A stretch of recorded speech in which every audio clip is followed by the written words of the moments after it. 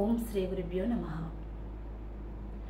ఈరోజు సాధన గురించి కొంత అవగాహన చేయడానికి ఈ యొక్క వీడియో చేయడం జరిగింది. చాలామంది అడుగుతున్నారు అన్నట్టు, అమ్మ మేము అసలు ఈ సాధన గురించి మాకు పెద్దగా తెలియదు, వింటున్నాం కానీ మాకు తెలియదు అంటున్నారు అన్నట్టు. సాధన పరంగా ఒకవేళ దీక్ష తీసుకున్న వాళ్ళైతే సాధన పరంగా మేము ఎలా ముందుకు వెళ్ళాలి అని అడుగుతున్నారు అన్నట్టు. కొన్ని విషయాలు మీ అందరికీ షేర్ చేస్తాను. ముందుగా ఏంటంటే, ఈ సాధన ఇలాంటి వాళ్ళు తీసుకోవాలి అని అడిగారు అన్నట్టు. అంటే ఒక ఏజ్ లిమిట్ అలాంటిది ఏమన్నా ఉంటుందా అని అడిగారు అన్నట్టు. దీనికి ఏజ్ లిమిట్ అనేది ఉంటుందండి. 22 సంవత్సరాల నుండి ఈ యొక్క శక్తిపాతం తీసుకొని అంతర్ప్రయాణము చేయడానికి, ఆత్మజ్ఞానము, నీ అంతరంలో ఉన్నటువంటి భగవంతుణ్ణి తెలుసుకోవడానికి చేసేటువంటి ప్రయత్నము అని అంటాను. అయితే 22 సంవత్సరాల నుండి వారు ఎంత ఏజ్, వాళ్ళ ఆరోగ్యపరంగా కానీ, అంటే ఏదో మొత్తం ఆరోగ్యం బాగు చేసుకోవడానికి అనే ఉద్దేశం చాలామందికి ఉంటుంది చూడండి. ఆరోగ్యం బాగా కావాలని అడుగుతుంటారు, లేకపోతే వెల్త్ పరంగా ఎదగాలి అని అడుగుతుంటారు, బిజినెస్ పరంగా ఇలా చాలా అడుగుతుంటారు అన్నట్టు. నిజానికి ఈ ఆత్మ సాధన అనేది నీ ప్రయాణం చేయడానికి, నీ అంతరంగంలోకి తొంగి చూడడానికి, సాధన చేయడానికి, నీ లోపల ఉన్నటువంటి శక్తిని తెలుసుకోవడానికి, కర్మ ప్రక్షాళన చేసుకోవడానికి, కాన్సన్ట్రేషన్ పెరగడానికి చేసేటువంటి ప్రయత్నాలు అన్నట్టు చాలా ఉంటాయి. ఇది 1, 2 అనే విషయం ఉండదు అన్నట్టు. అంటే ఒకటి బెనిఫిట్ ఉంటుంది అని చెప్పడానికి లేదు, చాలా ఉంటాయి అన్నట్టు. దీనికి ఏజ్ లిమిట్ అనేది అడిగారు కదా, నేను ఒక విషయం చెప్తాను.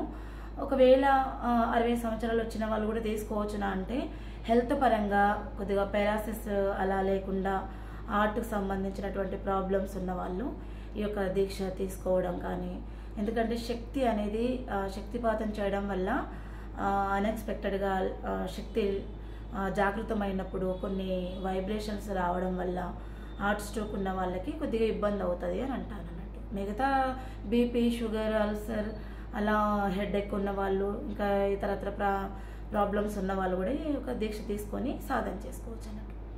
ఇది ఇంత క్లియర్గా ఎందుకు చెప్తున్నారంటే, గురువులు ఇది తీసుకోవడం వల్ల మాకు ఇలా అయిందని అనకుండా ఉండడానికి.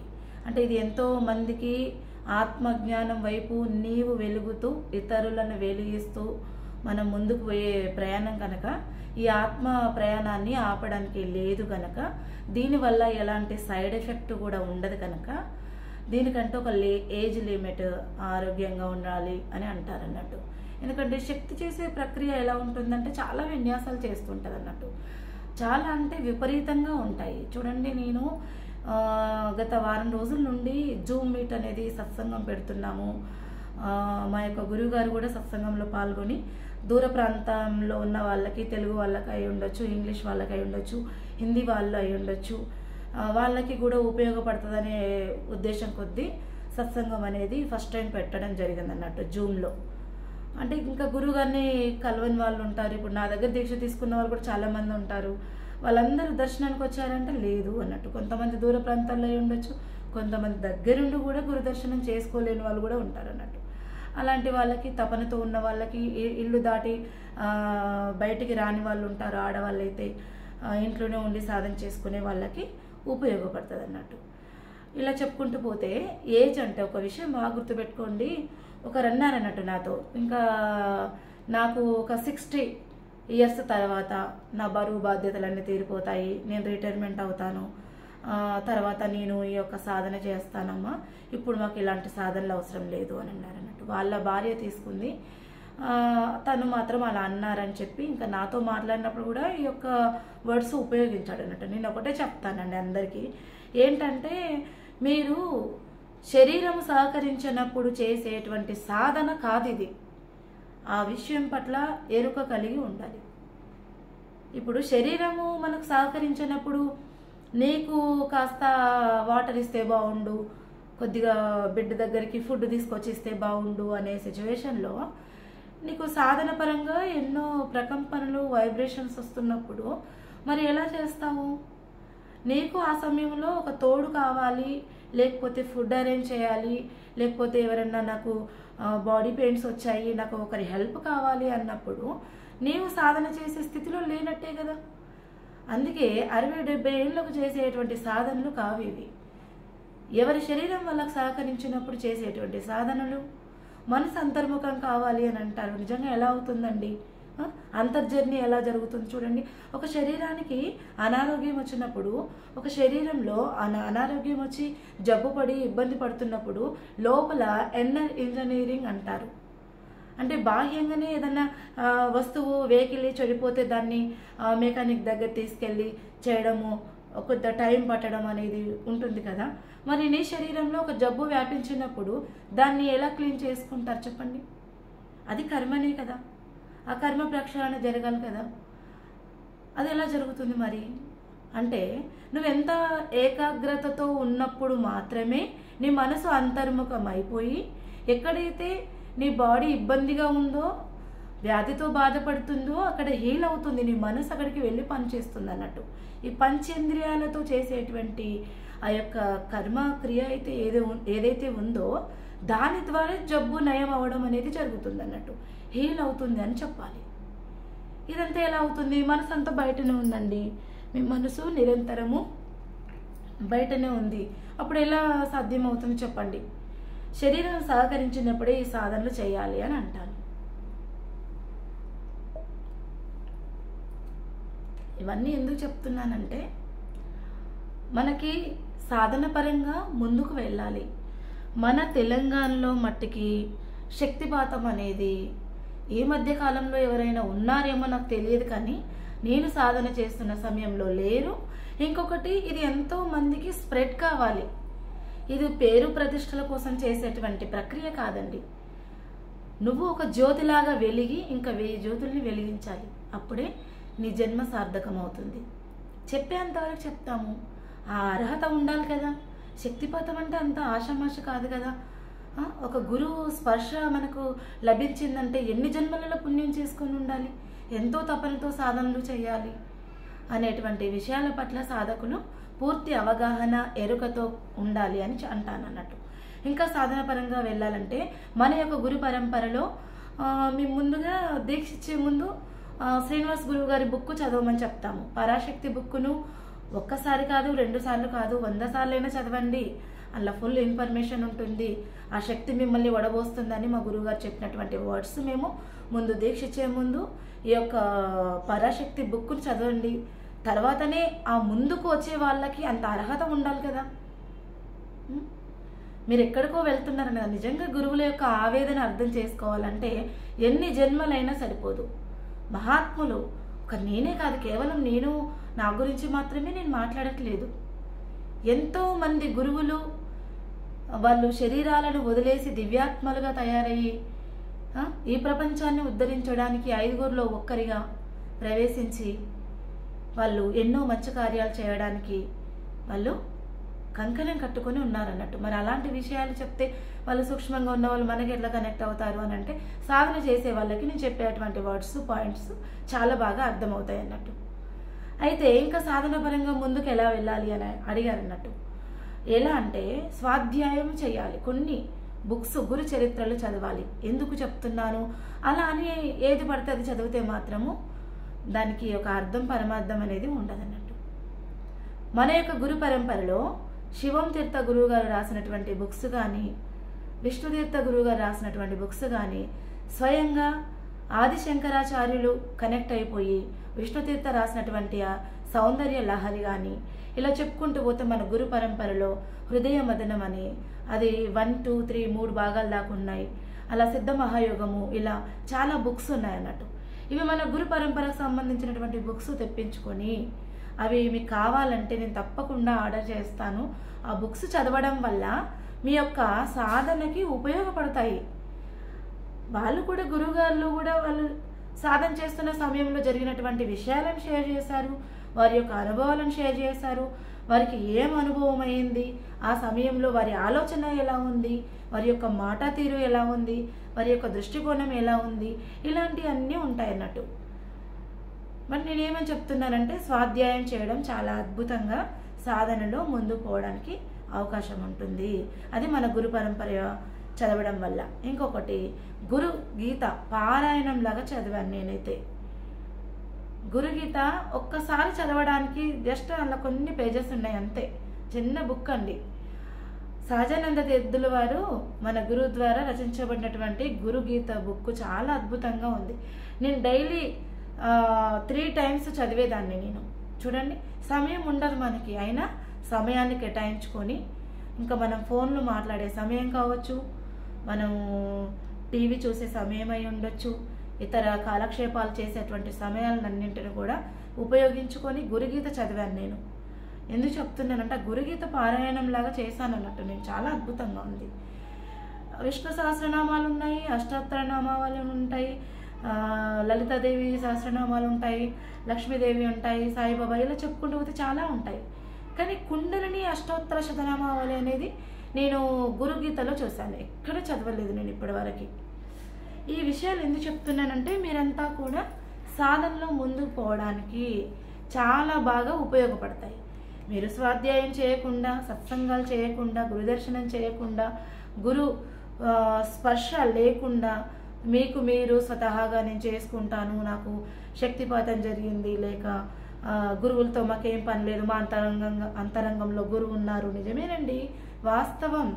ఎవరి అంతర్గతంగా వారికి అంతర్గురువు ఉంటారు. మరి ఆ అంతర్గతంగా ఉన్నటువంటి గురువును పరిచయం చేసేదే మన బాహ్య గురువు. ఈ విషయం మీకు ఎందుకు తెలియట్లేదు? ప్రతి ఒక్కరికి గురువు ఉంటారు. ఓకే, వివేకానందకి కూడా రామకృష్ణ పరమహంస గురువు ఉన్నారు.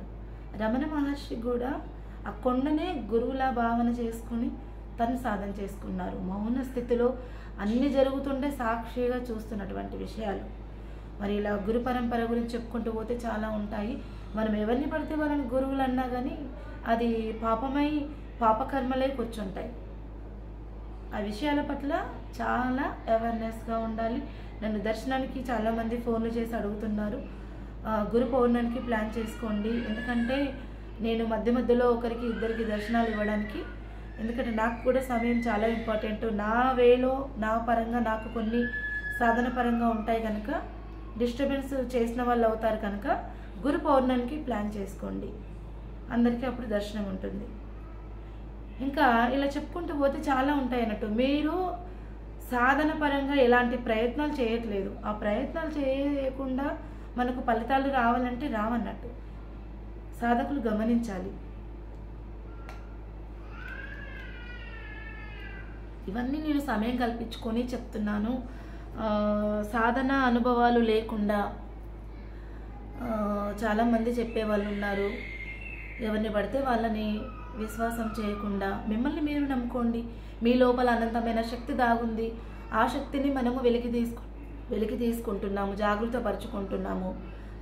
చక్రాల వ్యామోహంలో పడకండి. చక్రాలు యాక్టివేషన్ అవుతాయి అంటే ఆ చక్రాలు యాక్టివేషన్ కావాలన్నా నీ అంతర్గతంగా మూలాధారంలో ఉన్న శక్తి జాగృతం అయితే తప్ప నీ యొక్క చక్రాలు యాక్టివేషన్ అనేది జరగదు. ఆ శక్తి ద్వారానే జరుగుతూ ఉంటుంది. ఆ విషయాన్ని మీరు చాలా అబ్జర్వ్ చేయాలి. ఈ సాధన పరంగా నేను చెప్తున్నటువంటి విషయాలు ఏంటంటే మీరు స్వాధ్యాయం చేయాలి, సత్సంగం చేయాలి, గురువు యొక్క వాక్కు పాటించాలి, ఫాలో అవ్వాలి.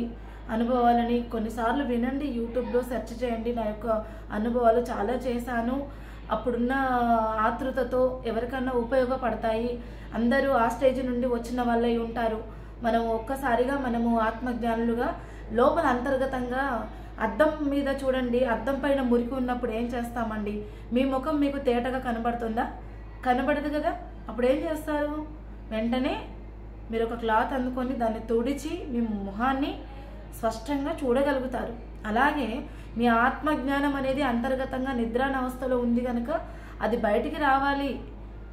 పుట్టుకతోని ఎవరు ఆత్మజ్ఞానులు అనేది ఒకరిద్దరికి మాత్రమే ప్రాప్తిస్తుంది. పుట్టుకతో ఎన్నో సిద్ధులు ప్రయోగం చేస్తుంటారు పిల్లలు, ఏదంటే అది జరుగుతూ ఉంటుంది. ఈరోజు మా అమ్మ వాళ్ళు ఉంటే కొన్ని విషయాలు చెప్పేవాళ్ళు నాకు. ఎందుకంటే అది చిన్నప్పటి నుండి వచ్చినటువంటి విద్య మధ్యలో మనకి మాయలో పడడం కానీ, మాయ అంటే ప్రపంచానికి కనెక్ట్ అయ్యి బ్రతకడం కానీ మనకు, ఎందుకంటే బంధాలు ఉంటాయి, మాయా బంధాలు ఉంటాయి కనుక మనము ఆ మాయా బంధాలతో మన లోపలికి అంతర్ముఖం కాదు మనసు, అప్పుడు మనం ఏం చేయాలి? గురువుని ఆశ్రయించాలి, కంపల్సరీ స్వాధ్యాయం చేయాలి, సత్సంగం చేయాలి. ఇది పదే పదే చెప్తున్నాను. న్యాయము ధర్మము అని మాట్లాడే వాళ్ళు చాలామంది ఉంటారు. ప్రతి ఒక్కరిలో నీ లోపల ఫస్ట్ భగవంతుని దర్శనం చేసుకోండి. మీ లోపల చూసుకుంటే ప్రతి ఒక్కరూ మంచి లేదు, చెడు లేదు. ఈ యావత్ ప్రపంచమంతా కూడా మీకు మీరు నమ్మిన దైవమే మీరు దర్శించగలుగుతారు. ఈ విషయాలు మీకు ఎందుకు తెలియట్లేదు? మరి చిన్న పిల్లల నుండి పెద్ద పిల్లల వరకు, పెద్దవాళ్ళ వరకు కూడా ఒక 60 ఏళ్ళ వచ్చిన మనుషులు కూడా అలాగే ఉన్నారు. చూడండి, అజ్ఞానంతో మిడిమిడి జ్ఞానంతో మాట్లాడేటువంటి మాటలు చాలామంది వింటున్నాను. నువ్వు నమ్మిన దైవం నీ ముందు, నువ్వు సాయిబాబాని నమ్ముతావు, నువ్వు లక్ష్మీదేవిని నమ్ముతావు, నువ్వు దుర్గామాతని కొలుస్తావు. ఆ దుర్గామాత నిజంగా నీకు దర్శనం ఇచ్చింది అనుకోండి, ఆ టైంలో మీరు ఏం చేస్తారు? పారిపోకుండా కూర్చోగలుగుతారా? కనీసం డ్రీమ్లో కనబడితే మీరు స్పష్టంగా డ్రీమ్ని చూడగలుగుతారా? అంత ధైర్యం ఉందా మీకు? ఇది ఎవరిని ఉద్దేశించి వార్నింగ్ ఇవ్వడం కాదు. నా దాకా వస్తున్నటువంటి విషయాలు కావచ్చు, నాకు అనుభవమైనటువంటి విషయాలని మీ అందరికీ షేర్ చేస్తున్నాను. భగవంతుడే రావాలా? శ్రీకృష్ణుడు దిగి రావాలంటే ఎవరు అడుగుతున్నారు. శ్రీకృష్ణ పరమాత్ముడు రావాలంటే ఎలా వస్తారండి? శ్రీకృష్ణ భగవానుడు చెప్పినటువంటి వర్డ్స్ ఇప్పటికీ వాక్కు రూపంలో భగవద్గీత ఎక్కడైతే చదువుతున్నారో, భగవద్గీతను ఎక్కడైతే స్ప్రెడ్ చేస్తున్నారో వారి రూపంలో, వారి మాటల ద్వారా శ్రీకృష్ణ భగవానుడు ఇప్పటికీ బ్రతికే ఉన్నాడు. అనంతమైన విశ్వంలో ఆయన యొక్క వాక్కులు ఇంకా ఇప్పటికీ ఉన్నాయి. ఈ విషయాలు మీకు ఎందుకు తెలియట్లేదు? శ్రీకృష్ణ భగవానుడు అలాగే వేషం వేసుకొని అలాగే వచ్చారనుకోండి, ఫ్లూట్ పట్టుకొని, పగటి వేషగాళ్ళు అని అంటారు. వెంకటేశ్వర స్వామి అలాగే వచ్చిండు అనుకోండి, పక్కన అట్లా ఫేస్ కూడా తిప్పి చూడరు. ఎందుకు చూస్తారు? ఎందుకంటే నమ్మరు కదా. ఫస్ట్ మిమ్మల్ని మీరు నమ్ముకోవాలి. మీ మీద విశ్వాసం పోయి ఇతరుల మీద నిందలు, అవిశ్వాసంతో జాలి, దయ, కరుణ, ప్రేమ తత్వం ఇవన్నీ లేక కృతజ్ఞత అనేది కూడా లేదు కొంతమందికి. ఆ కృతజ్ఞత భావం కూడా కలిగి ఉండాలని కొన్ని వీడియోలు కూడా చేస్తున్నాం. భగవంతుడు అనే వాళ్ళు ఎలా ఉంటారు చెప్పండి? నువ్వు ఒక క్లిష్ట పరిస్థితిలో ఉన్నారనుకోండి, మీ కారు యాక్సిడెంట్ అయింది, రోడ్ మీద ఉన్నారు, నన్ను అడిగిన వాళ్ళ గురించి చెప్తున్నాను, ఇది అందరికీ ఉపయోగపడుతుంది. యాక్సిడెంట్ అయి నువ్వు కారు యాక్సిడెంట్ అయి ఉన్నావు నువ్వు, అప్పుడు ఆ టైంలో ఎవ్వరు లేరు చుట్టుపక్కల, అన్ఎక్స్పెక్టెడ్గా ఒక వ్యక్తి వచ్చి మీకు సహాయం చేసిండు అనుకోండి, ఏమంటారు మీరు? నేను కొలిచే దైవమే రావాలి, నేను అప్పటిదాకా ఇలాగే రక్తం మడుగులో కొట్టుమిట్టాడుతూ ప్రాణాలు విడుస్తాను అని అనుకుంటూ కూర్చుంటారా? అలా చేయరు కదా. నువ్వు నమ్మిన భగవంతుడే ఆ రూపంలో వచ్చి మిమ్మల్ని గట్టెక్కిస్తారు, అంబులెన్స్కి ఫోన్ చేస్తారు, హాస్పిటల్కి చేరుస్తారు, సంథింగ్ కొన్ని పనులు చేస్తుంటారు. మరి ఈ విషయాల పట్ల మీకు ఎందుకు ఎరుక కలగట్లేదు? మీ అబ్బాయి ఒక ప్రాణాపాయ స్థితిలో ఉన్నారు, మన రీసెంట్గా కాల్ చేశారు. అబ్బాయికి జాబ్ లేదు, సూసైడ్ కేసు. చూడండి, తల్లిదండ్రులు ఉన్నారు, వాడు ఒక్కడే వాళ్ళ ఇంట్లో, వాడికి జాబ్ లేదు, తల్లిదండ్రులు చెప్పిన మాట వినడు. మాకు ఆస్తి ఉంది కదా, నేను ఎందుకు చేయాలి? చూడండి, పిల్లలకి ఎట్లా మొండితనము, పెంకితనము చిన్నప్పటి నుండి నూరిపోస్తారన్నట్టు. ఈ ఆస్తులు అంతస్తులు అనేసి పోగేసి వాడికి పెడితే వాడు సూసైడ్ వరకు వెళ్ళారు. చూడండి, ఇంకా వాడు కోమాలో ఉన్నాడు, బయటికి రాలేదు. 3 days బ్యాక్ విషయం ఇది. ఇలా చెప్పుకుంటూ పోతే చాలా ఉన్నాయి అన్నట్టు. నా దాకా వస్తున్న అమ్మ కాపాడండి కాపాడండి అంటే పిల్లలకి ఏం నేర్పిస్తున్నారు చెప్పండి? మా అమ్మ నాన్న సంపాదించిన ఆస్తుంది, నువ్వేం పని చేయకు, మా పనుల మీద ఫోకస్ చేయండి, తల్లిదండ్రులు చేసేటువంటివి చూసుకుంటూ ఆ పనులన్నీ పిల్లలకు నూరిపోయడం అన్నట్టు. ఈ విషయాన్ని ఎందుకు తెలియట్లేదు మీ అందరికీ? మీ అమ్మ నాన్న మీకు ఆస్తి ఇచ్చారు, నేను ఎందుకు జాబ్ చేయాలంటాడు. జాబ్ వచ్చినా కూడా జాబ్కి వెళ్ళలేదు, వెళ్ళక ఉరి పెట్టుకున్నాడు. చూడండి ఎలా ఉందో. ఆ కోట్ల ఆస్తి ఏం చేసుకుంటారండి? రాజుల సొమ్ము రాళ్ల పాలవుతుంది. ఎందుకంటే అది కష్టపడిన సంపాదనతో కష్టపడి ఎదిగిన వాళ్ళకి అవన్నీ పిల్ల తరానికి వర్తిస్తాయి. ఏ కష్టం చేయకుండా ఊరికే వచ్చినవి ఉంటాయి చూడండి, ఇలా వారు తినరు, వాళ్ళ పిల్లలు కూడా తినరు అన్నట్టు. ఏదో జబ్బు పాలైపోయి ఇబ్బంది పడేవాళ్ళు ఎంతో మందిని చూస్తున్నాం అన్నట్టు. అంటే ఫస్ట్ ప్రేమతత్వంగా ఉండడం నేర్చుకోండి, సాధన పరంగా దృష్టి పెట్టండి, సత్సంగం చేయండి, గురుదర్శనాలు చేసుకోండి, కనీసం 6 నెలలకు ఒకసారి సంవత్సరంలో 2-3 సార్లు దర్శనం చేయడం వల్ల మీ పాపకర్మలు పటాపంచలైపోతాయి. ఇంతకంటే ఎక్కువ ఎవరు చెప్తారు చెప్పండి? సాధన మన శరీరం సహకరించినప్పుడే సాధనలు చేయాలి. ఇవి ఆత్మజ్ఞానం గురించి చెప్పేటువంటి విద్యలు. ఇవి ఏదో మనము పూట గడవడానికి చేసేటువంటి విద్యలు కావు. ఈ విషయాలు చాలా బాగా అర్థం చేసుకోవాలి అని చెప్తున్నాను. ఇంకా ఇలాంటి వీడియోలు మీ అందరి కోసము సాధన పరంగా ముందుకు పోవడానికి షేర్ చేస్తాను. జై గురుదేవ.